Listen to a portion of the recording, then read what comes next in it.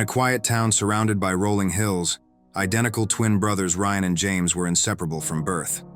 Their laughter and mischievous antics filled the small house they shared with their mother, Grace.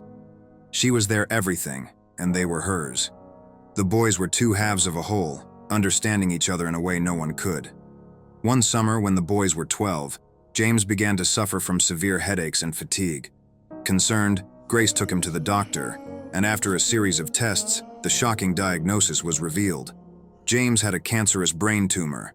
The news shattered their world. Despite the doctor's efforts, James's condition rapidly deteriorated. His days became filled with unbearable pain. Each day a struggle. He would often cry out, "It hurts, Mom. I'm in pain." Grace stayed by his side constantly, her heart breaking as she watched her vibrant son withering away. Ryan, too, stayed close by his side, holding James's hand, trying to comfort him with stories and memories of happier times. But nothing could ease James's suffering.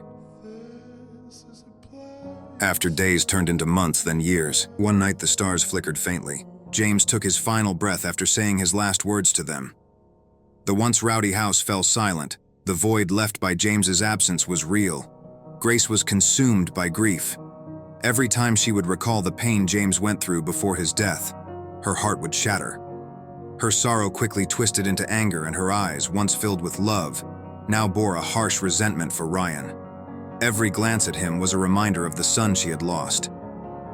The grief turned her into someone unrecognizable, and she began to lash out at Ryan. "You're not my son. My son is dead." And then start crying and throwing things around the place in a fit of rage. Why did you live and not him? Forgetting he too was suffering. She would scream, her voice cracking with bitterness. She began to neglect Ryan's needs, refusing to cook for him or help him with his schoolwork. "You're worthless," she'd say. The emotional abuse soon became physical. In her fits of rage, Grace would strike Ryan, leaving bruises on his skin and deeper scars on his soul. The neighbors, once familiar with the sounds of joy from their home, now heard only echoes of anger and despair. At school, Ryan struggled to concentrate. His teachers noticed the changes in him but were unaware of the torment he faced at home. His friends tried to reach out, but Ryan, overwhelmed by guilt and fear, pushed them away. He felt isolated, believing that he deserved the punishment his mother inflicted upon him. Unable to bear it any longer, Ryan's grandparents took him in. They provided him with the love and stability he desperately needed. Away from the toxic environment of his home, Ryan slowly began to heal, but the scars of his mother's abuse and his brother's death cut deep. Grace, however, couldn't escape her grief. She spiraled into a dark abyss, turning to drugs to numb the pain. The once vibrant woman became a shadow of herself, consumed by addiction. She could no longer take care of herself, let alone Ryan.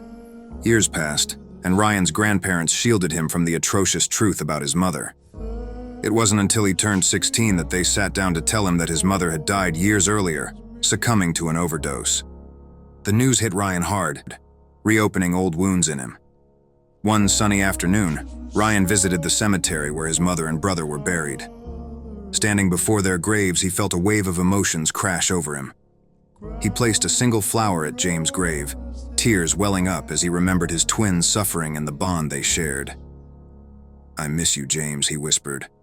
"I will live for the both of us, I promise. Rest in peace now." Then he moved to his mother's grave. The words on the headstone seemed to blur as he fought back tears. He placed another flower at her grave, his heart heavy with all the words left unsaid. "Sometimes even the brightest stars burn out. I forgive you, Mom," he murmured. "I wish things could be different."